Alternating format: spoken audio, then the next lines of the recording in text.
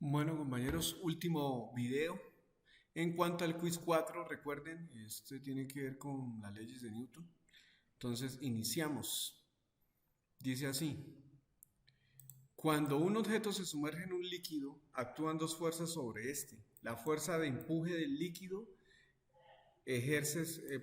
la fuerza de empuje que el líquido ejerce sobre el objeto y el peso del objeto. Obviamente, aquí están, miren. Peso del objeto y el empuje. Los estudiantes observan que cuando se sumerge una bola de tenis, que sería esta, tenis, y una bola de billar en la piscina, la bola de billar se hunde y la bola de tenis flota.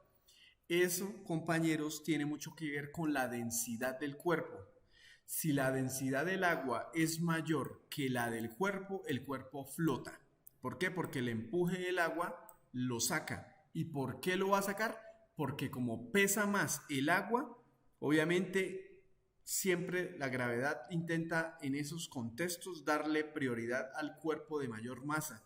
Entonces ese es el que se va al fondo. Cuando usted combina, por ejemplo, agua y aceite, el agua se va al fondo y el aceite flota, ¿sí? Lo mismo pasa acá.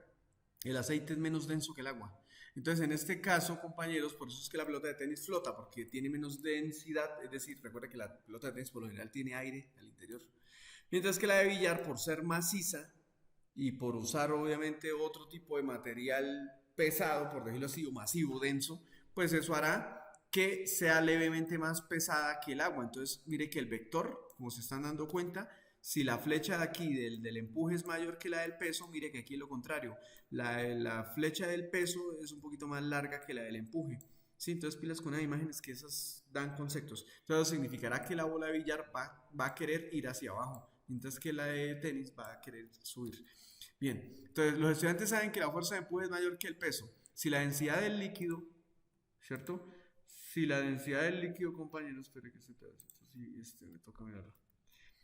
Los estudiantes saben que la fuerza de empuje es mayor que el peso. Si la densidad del líquido es mayor que la del objeto, ¿cómo son las densidades de las bolas de tenis y de billar respecto a la densidad del agua?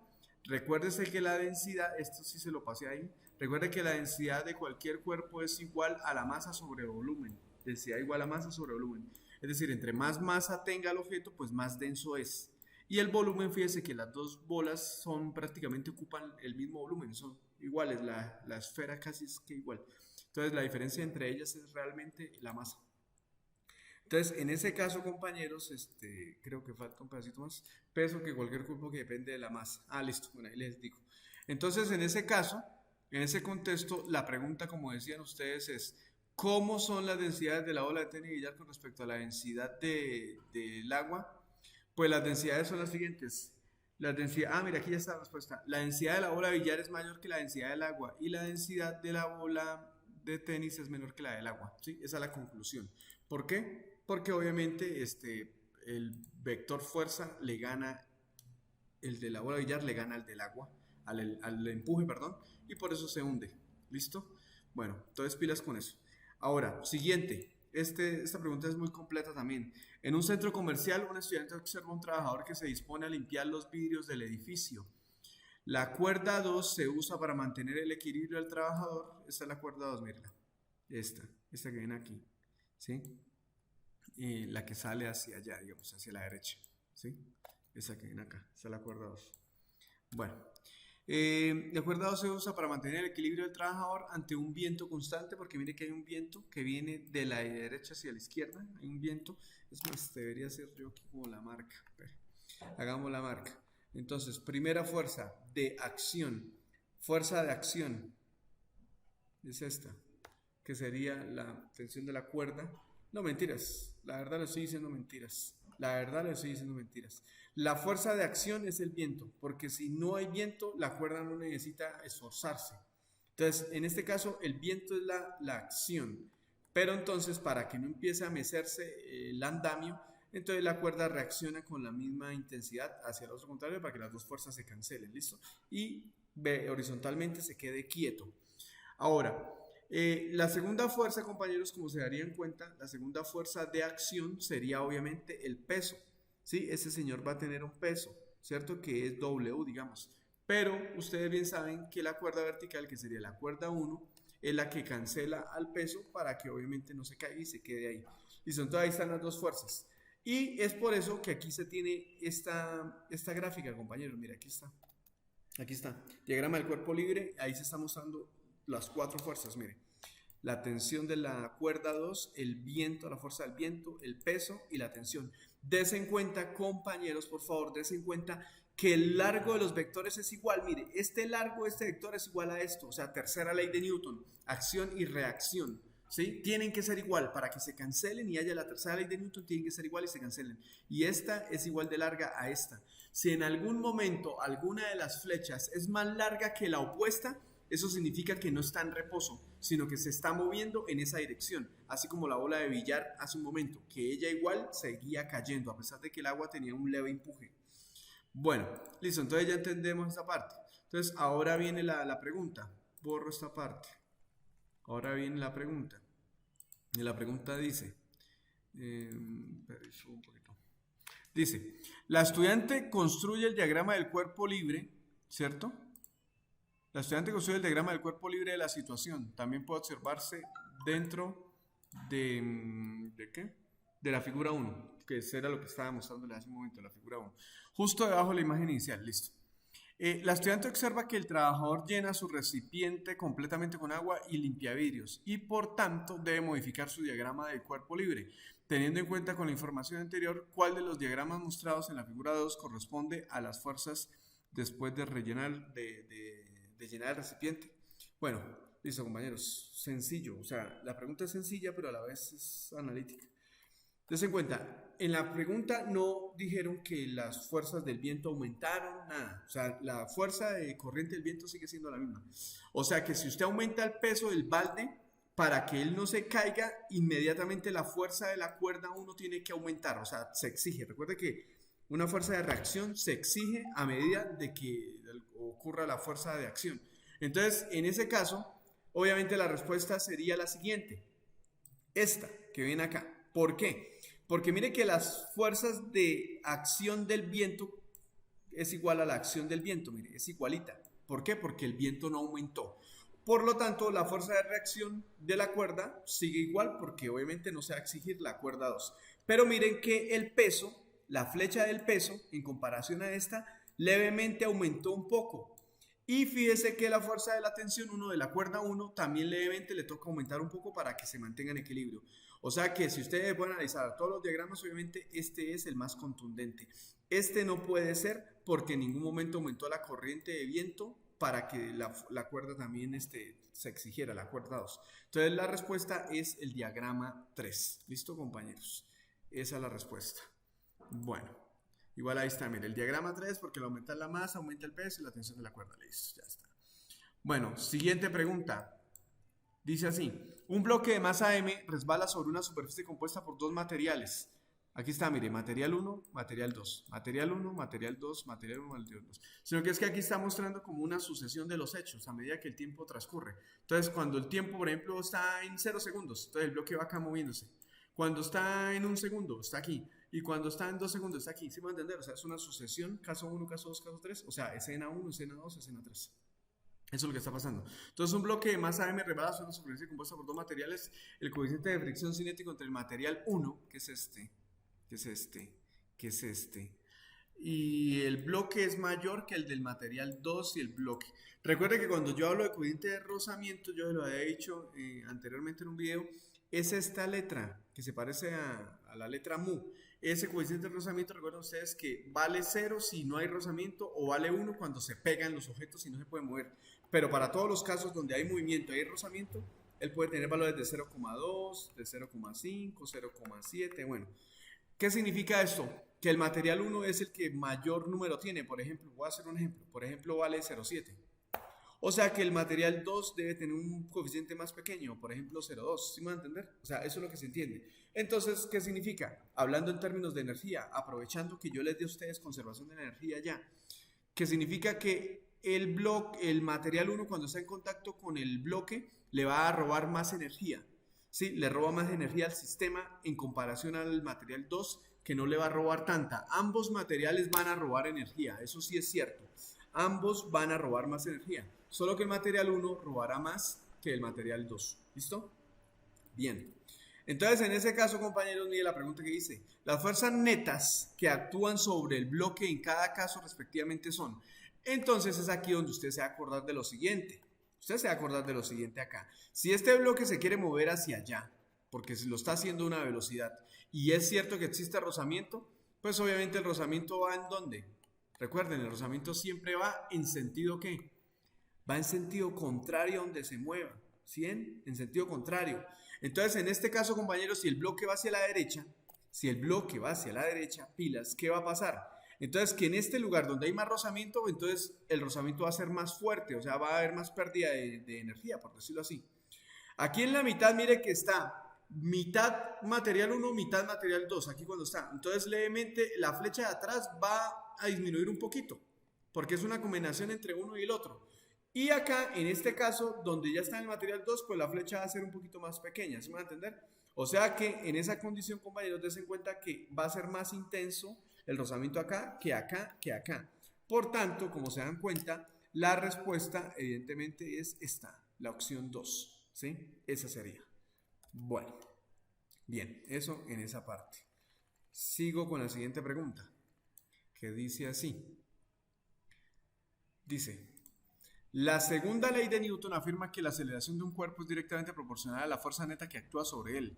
En la siguiente figura se observa un bloque que se mueve sobre una mesa con rozamiento y su respectivo diagrama de fuerzas. Si el bloque se mantiene acelerado, ¿cuáles de las siguientes fuerzas contribuyen a la aceleración horizontal del bloque y por qué? Entonces se tiene acá el bloque, el peso, la reacción para que no se mueva así, se le aplica una fuerza al bloque, eso inmediatamente va a generar una aceleración y hacia atrás va a generar un rozamiento. El rozamiento no va a lograr igualar a la fuerza aplicada porque se superó ya la tercera ley de Newton. Entonces estamos en la segunda, que es la parte dinámica. Entonces, ¿cuáles de las siguientes fuerzas contribuyen a la aceleración horizontal del bloque y por qué? Pues obviamente la que está generando la aceleración es la fuerza aplicada. Esa es la fuerza aplicada, la que está generando la aceleración. Otra cosa es que el rozamiento le robe un poco de fuerza a la fuerza aplicada. Mire que la fuerza de color verde, la flecha de color verde es más larga que la roja. La roja le va a quitar un poquito a la verde, pero sin embargo la verde le va a quedar un excedente de fuerza para que definitivamente logre mover el cuerpo con esta pequeña fuerza que quedó acá, que sería la fuerza resultante. Sí, que es la resta de la fuerza aplicada menos la fuerza de rozamiento. Entonces, con esta fuerza se va a ser capaz de acelerar al cuerpo, quitándole ya la aceleración. ¿Sí? Entonces, en ese caso, la respuesta de quien lo acelera horizontalmente, porque aquí lo dice, ¿cuáles de los diagramas contribuyen a la aceleración horizontal? Pues obviamente sería el siguiente, la fuerza de rozamiento solamente no. La fuerza de rozamiento y la fuerza aplicada, ellos dos son los que obviamente... Ella quiere ir hacia la derecha y la fuerza de rozamiento quiere ir hacia la izquierda, pero entre ellos se cancelan levemente en cierta parte y el excedente que sobra, que es a favor de la fuerza aplicada, hace que el cuerpo se mueva. ¿Listo? Entonces la respuesta es esta. Bien, sigo. Una persona empuja una pared rígida que requiere demasiada fuerza aplicada para desestabilizarse. Por tanto, las fuerzas de acción trazadas en color azul, como el peso, que es esta, mire, como el peso, como la fuerza hacia atrás. Usted sabe que para uno hacer una fuerza hacia adelante, uno necesita apoyarse en el piso y que el zapato tenga rozamiento con el piso. Usted intente hacerle la fuerza a la pared y que el zapato a usted no le dé rozamiento. Pues cuando usted haga la fuerza, usted resbala hacia atrás, ¿sí? Entonces, por eso esta fuerza está aquí presente. Entonces, está el peso, está la fuerza hacia atrás, que es la fuerza de acción, ¿cierto? La fuerza de acción ¿para qué? Para que usted pueda apoyarse, o sea, hacer como soporte, como para dar un soporte para empujar hacia adelante, ¿cierto? Y la fuerza aplicada a la pared es otra, o sea, mire que hay tres fuerzas, las de color azul, ¿sí? Como el peso, la fuerza aplicada a la pared y el agarre de las plantas de los pies como soporte para empujar la pared. Son neutralizadas o equilibradas por las fuerzas de reacción de color rojo, como la fuerza normal, que es esta, mire, si usted le aplica obviamente un peso al piso, pues hay una fuerza normal del piso. Si usted le aplica una fuerza a la pared, hay una fuerza normal de la pared. O sea, hay dos fuerzas normales, la del piso y la de la pared. Sí, hay dos fuerzas. Y la de rozamiento, la de fricción, porque si usted el zapato lo retiene hacia atrás, él no se mueve hacia atrás, a pesar de que usted ya está aplicándole una fuerza hacia atrás para impulsarse, él no se va a mover. ¿Por qué razón? Porque la fuerza de rozamiento va a darle a usted la garantía para que usted se agarre bien y pueda empujarse hacia atrás y no se resbale, ¿sí? ¿Por qué? ¿Por qué no se va a resbalar? Porque hay fricción, ¿listo?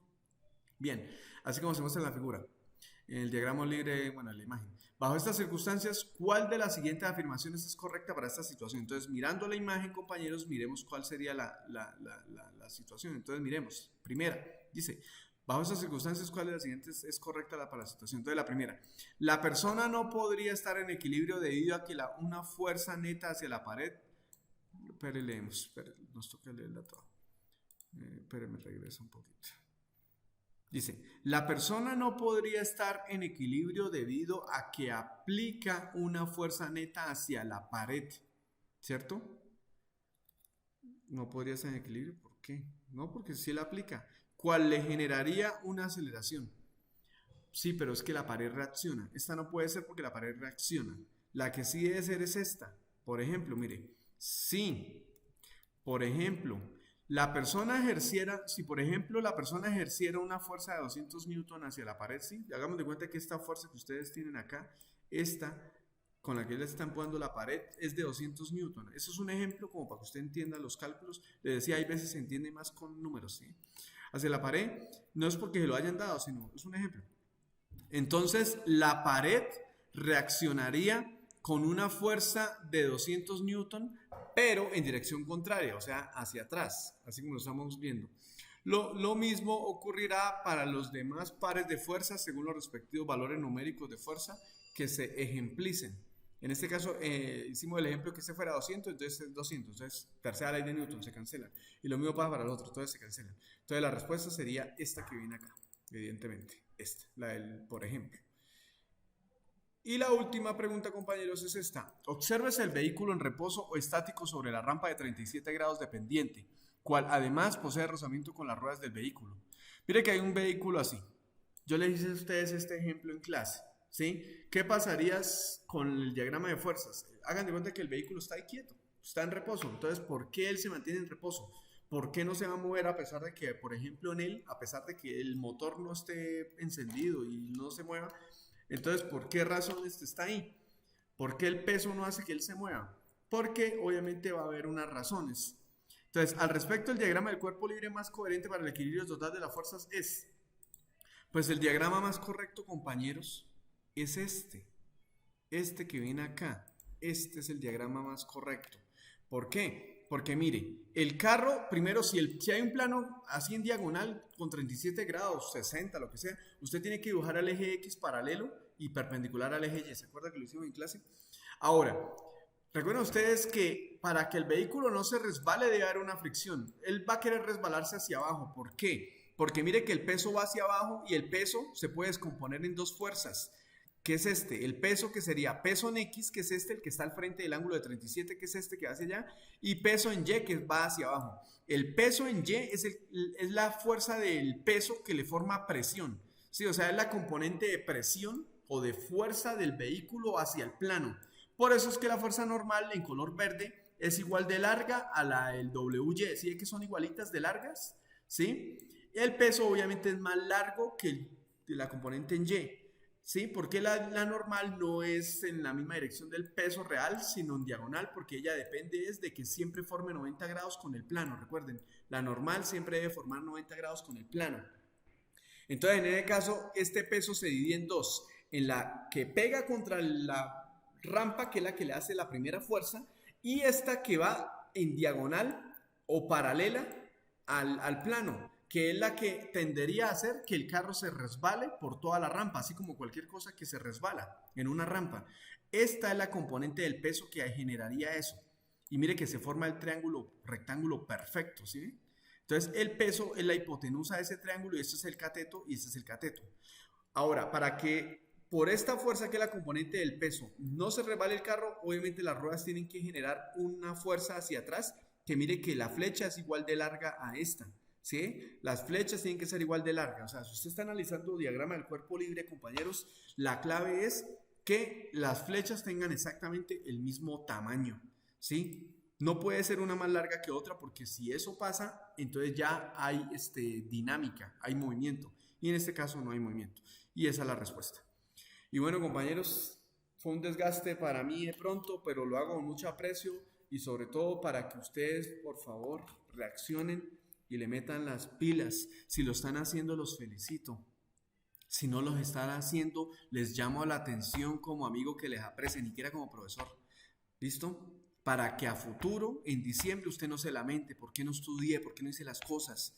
No deseen experimentar ese sentimiento de frustración, porque la verdad es duro, ¿sí? Entonces, desde ya, prefiero que ustedes ese día se sientan orgullosos de ustedes mismos. Así que, por favor, dejen de ver TikTok, dejen de perder el tiempo viendo televisión, métanle la ficha a esto, callados allá en su casa, prestándole atención a la clase, en su casa viendo cosas que les sirven, estudiando, háganme caso. Más adelante ustedes dirán, porque es que ustedes adolescentes dicen, no, profe, no, usted habla mentiras, profe, eso es lo que usted dice mentiras. Lamentablemente cuando usted ya deja de estar en el colegio, cuando va a enfrentar el mundo, usted se da cuenta que lo que decían sus papás y sus profesores era verdad. Así que háganos, créanos a ojos ciegos de que es verdad lo que estamos diciendo. Métale la ficha, estudie. Dios los bendiga. Y bueno, nos estamos viendo, resistencia. Ya saben, resistencia a hacer lo que los demás hacen. Hagan lo que se debe hacer en el momento justo. ¿Listo? Bueno, chao, compañeros. Dios los bendiga.